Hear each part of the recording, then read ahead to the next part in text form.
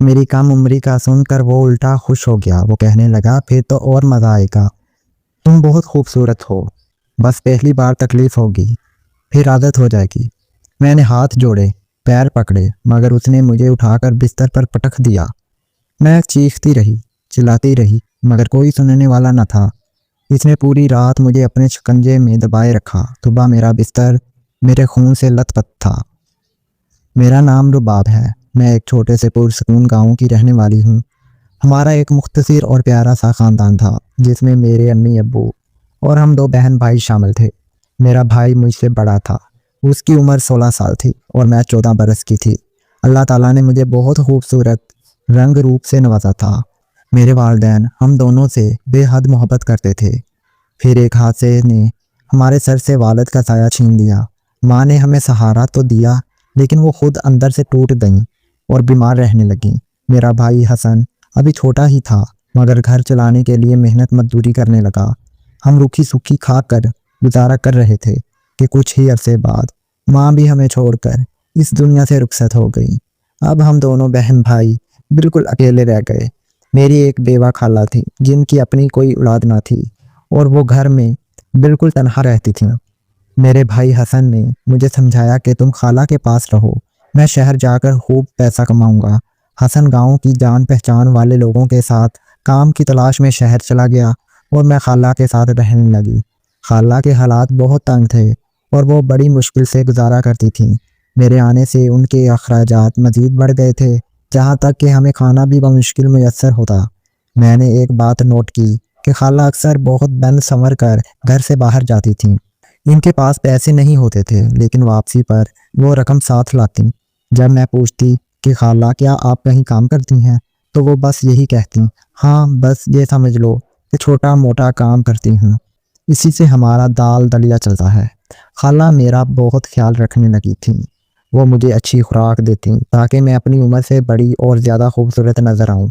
14 की थी, 18 की लगने लगी थी। मैं इनके इस बदले हुए रवैये को समझ ना सकी, जहाँ तक कि एक दिन मैंने उन्हें फ़ोन पर किसी से सौदेबाजी करते सुन लिया। वो 2 लाख रुपए के ओझ मेरा सौदा कर रही थीं। मेरे पैरों तले से ज़मीन निकल गई। मुझे समझ आ गई कि वो मुझे बेचना चाहती थीं।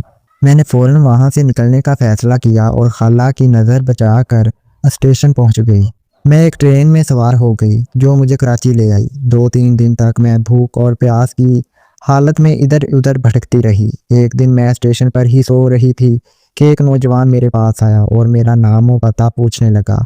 मैं सख्त परेशान थी कि अब ज़िंदगी मुझे किस मोड़ पर ले जाएगी। मैंने रोते हुए इस शख्स को अपनी पूरी कहानी सुना दी। मैंने उसे बताया कि मेरा नाम रुबाब है, मेरे वालिदैन वफात पा चुके हैं और मेरी खाला मेरा सौदा करना चाहती थी, इसीलिए मैं वहाँ से भाग निकली हूँ। मेरी बेबसी देखकर वो शख्स बड़ी हमदर्दी से बोला, बेटी तुम परेशान मत हो, तुम मुझे अपना ही समझो। मैं तुम्हें अपने घर ले जाऊंगा और तुम्हारा ख्याल रखूंगा। मैं इसकी बातों में आकर खुश हो गई कि शायद मुझे मेरा मसीहा मिल गया है, मगर मैं ये ना जान सकी कि जिस शख्स को मैं अपना हमदर्द समझ रही थी, वो दरअसल एक हैवान सख्त इंसान था। मैं जिस दलदल से बचने के लिए अपना घर बार छोड़ कर आई थी, वो मुझे इसी अंधेरे में धकेलने की तैयारी कर रहा था। मुझे ज़रा भी अंदाज़ा नहीं था कि मेरा असल इम्तिहान तो अब शुरू होने वाला है। इस शख्स ने बज़ाहिर हमदर्दी दिखाई और मुझे तसल्ली देकर अपने घर ले गया। वहाँ इसने मुझे अच्छे कपड़े और खाना दिया, जिससे मैं थोड़ी मुतमिन हो गई। अगली सुबह जब मेरी आंख खुली तो वो शख्स एक अजीब सी औरत के साथ घर में दाखिल हुआ, जिसका हुलिया देखकर मुझे डर लगने लगा। इसने झूठ बोला कि ये औरत बे औलाद है और मुझे गोद लेना चाहती है। मेरे पास कोई और रास्ता ना था, इसलिए मैंने हामी भर ली। किचन से पानी पीकर जैसे ही मैं बाहर निकली, इन दोनों की बातें सुनकर मेरे होश उड़ गए। वो औरत इसे कह रही थी, शफीक ये लड़की तो बहुत खूबसूरत है, इस जैसी मेरे पास हज़ारों में से एक भी नहीं है। फिर इसने पर्स से 2 लाख रुपए का चेक निकाल कर उसे थमाते हुए मेरा सौदा मुकम्मल कर लिया। मैं एक बार फिर धोखे का शिकार हो चुकी थी और एक दलदल से निकलकर दूसरी बड़ी मुसीबत में फंसने वाली थी। मुझे अब समझ आ चुका था कि वो शख्स मेरा हमदर्द नहीं बल्कि एक शिकारी था जो मुझे बेच चुका था। मैंने वहां से भागने की कोशिश की, मगर बाहर खड़े 2 आदमियों ने मुझे जबरदस्ती गाड़ी में डाल दिया। वो औरत मुझे एक ऐसे इलाके में ले गई जो इंतहाई गलीज और खौफनाक था। وہاں کا ماحول اور لڑکیوں کا انداز دیکھ کر میری روح کانپ اٹھی۔ اس عورت نے مجھے گھسیٹ کر ایک کمرے میں بند کر دیا اور ہما نامی ایک لڑکی کے حوالے کرتے ہوئے کہا کہ اس پر کڑی نظر رکھنا۔ وہ تو چلی گئی، مگر میں اپنی قسمت پر آنسو بہانے کے علاوہ کچھ نہ کر سکی۔ میں جس آگ سے بچنے کے لیے گھر سے نکلی تھی، آج اسی جہنم کے دہانے پر کھڑی تھی۔ وہاں موجود لڑکی ہما نے مجھے حقیقت بتاتے ہوئے کہا، جہاں رونے سے کچھ نہیں ہوگا، اب یہی تمہاری دنیا ہے اور جہاں سے نکلنے کا کوئی راستہ نہیں۔ اس نے میری خوبصورتی کا میرا سب سے بڑا روگ قرار دیا۔ میں نے ٹوٹے ہوئے دل کے ساتھ اسے بتایا کہ جس پر میں نے بھروسہ کیا اسی نے مجھے اس گندگی میں دھکیل دیا۔ میں نے کھانا پینا چھوڑ دیا، مگر وہاں کے بے رحم ماحول پر کوئی اثر نہ ہوا۔ کچھ دیر بعد حنیفہ بی بی اندر آئی اور سختی سے کہا، جہاں کے ماحول کو اپنا لو، جہاں لوگ آتے ہیں اور لڑکیوں کو خریدتے ہیں۔ اب تمہاری نت اتروائی کی رسم ہوگی۔ ایک ہفتے تک کئی گاہک آئے، مگر حنیفہ بی بی کی مانگی ہوئی بڑی رقم کوئی نہ دے سکا، جس کی وجہ سے میں اب تک محفوظ تھی۔ لیکن آخرکار وہ کالی گھڑی آ ہی گئی۔ ایک شخص کوٹھے پر آیا اور مجھے دیکھتے ہی بولا، میں اس کی پوری قیمت 2 لاکھ روپے دوں گا، جاؤ اسے دلہن کی طرح سجا کر میرے پاس لاؤ۔ اس شخص کی باتیں سن کر میرے ہاتھ پاؤں کانپنے لگے۔ مجھے لگا اب میری دنیا لٹنے والی ہے اور میرا کچھ بھی میرا نہیں رہے گا۔ وہ 50 سال کا ایک مرد تھا۔ میں اپنی قسمت کو رو رہی تھی کہ مجھے کمرے میں بٹھا دیا گیا۔ جب وہ آدمی اندر آیا اور دروازہ بند کیا تو میں ڈر کے مارے بستر سے اٹھ کھڑی ہوئی۔ اس نے کہا، تم کھڑی کیوں ہو گئی؟ بیٹھی رہو، اتنا ڈر کیوں رہی ہو؟ میں نے گڑ گڑا کر کہا، صاحب میرے قریب مت آنا۔ وہ ہنسا اور بولا، میں نے تمہاری اتنی بڑی قیمت دی ہے، کیا تمہیں لگتا ہے میں نے یہ رقم کیوں دی؟ تمہارے ساتھ رات گزارنے کے لیے۔ میں نے منت کی، صاحب میرے ساتھ ایسا کچھ مت کرنا، میں یہ سب برداشت نہیں کر پاؤں گی۔ مگر وہ بے رحم بولا، سب ہو جائے گا، تم کوشش تو کرو، تم بچوں کی طرح ڈر رہی ہو۔ اگر یہ سب نہیں کرنا تھا تو اس جگہ آئی ہی کیوں؟ میں نے روتے ہوئے بتایا، صاحب میں اپنی مرضی سے نہیں آئی، مجھے زبردستی لایا گیا ہے۔ میں ایک چھوٹے سے گاؤں کی ہوں۔ والدین کے بعد خالہ نے بیچنا چاہا تو میں بھاگ گئی، مگر میری قسمت میں یہی بازار لکھا تھا۔ میری عمر صرف 14 سال ہے، مجھ پر رحم کھائیں۔ میں اس کے پیروں میں گر گئی، شاید اسے مجھ پر رحم آ جائے۔ مگر میری کم عمری کا سن کر وہ الٹا خوش ہو گیا۔ وہ کہنے لگا، پھر تو اور مزہ آئے گا، تم بہت خوبصورت ہو، بس پہلی بار تکلیف ہوگی، پھر عادت ہو جائے گی۔ میں نے ہاتھ جوڑے، پیر پکڑے، مگر اس نے مجھے اٹھا کر بستر پر پٹک دیا۔ میں چیختی رہی، چلاتی رہی، مگر کوئی سننے والا نہ تھا۔ اس نے پوری رات مجھے اپنے شکنجے میں دبائے رکھا۔ صبح میرا بستر میرے خون سے لت پت تھا۔ میری حالت ایسی تھی کہ میں بستر سے ہل بھی نہیں سکتی تھی۔ وہ انسان نہیں، درندہ تھا۔ اس نے اپنا کام کیا اور چلا گیا۔ میں اتنی لاچار ہو گئی کہ مجھے چلنے کے لیے سہارے کی ضرورت پڑ گئی۔ حنیفہ بی بی نے ہما سے کہا کہ اسے نہلا کر 4-5 دن آرام کرنے دو، مگر جیسے ہی میں تھوڑی بہتر ہوئی مجھے پھر اسی دھندے پر بٹھا دیا گیا۔ اب گاہکوں کا آنا اور میرا یہ سب سہنا ایک معمول بن گیا تھا۔ اسی طرح 5 سال بیت گئے۔ ان 5 سالوں میں میں نے بے پناہ ظلم سہا، مگر کہیں ایک امید تھی کہ کوئی مجھے جہاں سے نکالے گا۔ اب میں 19 سال کی ہو چکی تھی۔ ایک دن میری دوست ہما میرے پاس آئی اور کہنے لگی، چلو رباب آج ناچتے ہیں۔ میں نے کہا، مجھے ناچنا نہیں آتا، مگر وہ ضد کر کے مجھے اس محفل میں لے گئی جہاں بڑے بڑے لوگ پیسے لٹاتے تھے۔ میں نے پیروں میں گھنگرو باندھے لیے۔ جب سب لڑکیاں ناچنے لگیں تو ہما نے میرا ہاتھ پکڑ کر مجھے بیچ میں کھڑا کر دیا۔ اچانک گھنگرو کی آواز میرے کانوں میں گونجنے لگی اور میرے پیر خود بخود اٹھنے لگے۔ میں ناچنے لگی، مگر وہ ناچ نہیں تھا، وہ میرا دکھ تھا۔ میری آنکھوں کے سامنے وہ پہلی رات، وہ درندگی اور اپنی بربادی کا ہر منظر گھوم گیا۔ میں اس دھن میں ایسی ناچی کہ پیروں کے گھنگرو ٹوٹ کر بکھر گئے۔ مجھے چکر آیا اور میں زمین پر گر پڑی۔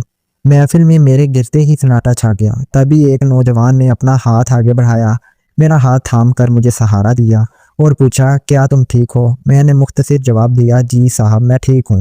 ہما میرا ہاتھ پکڑ کر مجھے وہاں سے کھینچتی ہوئی لے گئی، مگر میں نے محسوس کیا کہ وہ لڑکا مسلسل مجھے ہی دیکھ رہا تھا اور اس کے لبوں پر ایک مسکراہٹ تھی۔ میں جانتی تھی کہ وہ بھی دوسروں کی طرح میری قیمت لگائے گا اور میرے ساتھ رات گزارے گا، کیونکہ جہاں آنے والا ہر شخص اسی مقصد کے لیے آتا ہے۔ وہی ہوا جس کا مجھے ڈر تھا۔ اس نے میری خوبصورتی دیکھ کر حنیفہ بی بی کو پورے 2 لاکھ روپے ادا کر دیے اور مجھے خرید لیا۔ میں نے انتظامیہ سے کہہ دیا کہ اس لڑکے کو آج رات میرے کمرے میں بھیج دیا جائے۔ وہ کمرے میں میرا انتظار کر رہا تھا۔ میں اندر داخل ہوئی، دروازہ بند کیا اور اپنا دوپٹہ اتار کر بستر پر رکھ دیا۔ میں نے اس سے کہا، چلو اب وقت ضائع مت کرو، جلدی سے اپنا کام ختم کرو اور جہاں سے چلتے بنو۔ میری بات سن کر وہ حیران رہ گیا اور بولا، یہ تم کیسی باتیں کر رہی ہو؟ میں نے تندیا لہجے میں جواب دیا، کیسی باتیں کر رہی ہوں؟ تم نے میری بھاری قیمت ادا کی ہے تو کیا میری باتیں سننے کے لیے دی ہے؟ جو کرنے آئے ہو وہ کرو اور رخصت ہو جاؤ۔ وہ میری بے حسی دیکھ کر کہنے لگا، تم تو بہت غصے میں لگتی ہو، کیا ہمیشہ ایسی ہی رہتی ہو یا صرف میرے ساتھ ایسا کر رہی ہو؟ میں نے دو ٹوک جواب دیا، تمہیں یہ سب جاننے کی کوئی ضرورت نہیں ہے۔ وہ کہنے لگا، میں وہی تو جاننے آیا ہوں جو تم چھپا رہی ہو۔ میں نے حیرت سے پوچھا، کیا مطلب؟ وہ مسکرایا اور میرا دوپٹہ اٹھا کر میرے سر پر رکھتے ہوئے بولا، آرام سے بیٹھو، میں جہاں وقت گزارنے آیا ہوں کچھ غلط کرنے نہیں، سچ بتاؤ کیا تم جہاں اپنی مرضی سے آئی ہو؟ میں نے تلخی سے جواب دیا، صاحب جہاں کوئی بھی لڑکی اپنی مرضی سے نہیں آتی، ہر ایک کے پیچھے کوئی نہ کوئی بڑی مجبوری اور دکھ بھری کہانی ہوتی ہے۔ وہ کہنے لگا، میں نے سب کے بارے میں نہیں پوچھا، میں صرف تمہارے بارے میں جاننا چاہتا ہوں۔ میں نے اسے اپنی پوری کہانی سنا دی۔ وہ پوری رات میرے ساتھ اسی کمرے میں رہا مگر اس نے مجھے چھوا تک نہیں۔ صبح وہ خاموشی سے چلا گیا اور میں حیران رہ گئی کہ اگر اسے کچھ کرنا ہی نہیں تھا تو اس نے اتنی بڑی رقم کیوں ضائع کی؟ کچھ دن گزرے تو مجھے خبر ملی کہ اسی لڑکے نے آج پھر مجھے خریدا ہے۔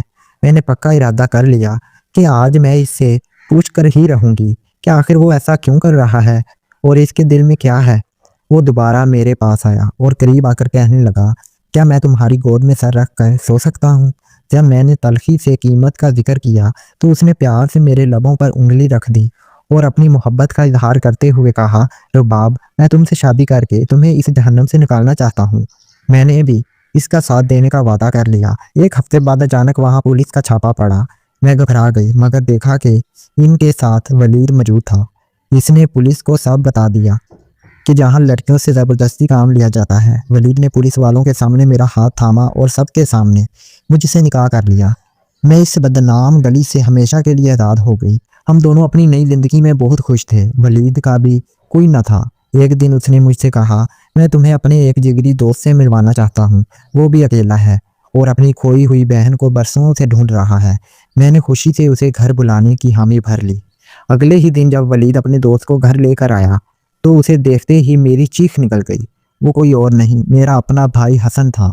ہم دونوں بہن بھائی ایک دوسرے کے سینے لگ کر پھوٹ پھوٹ کر رونے لگے۔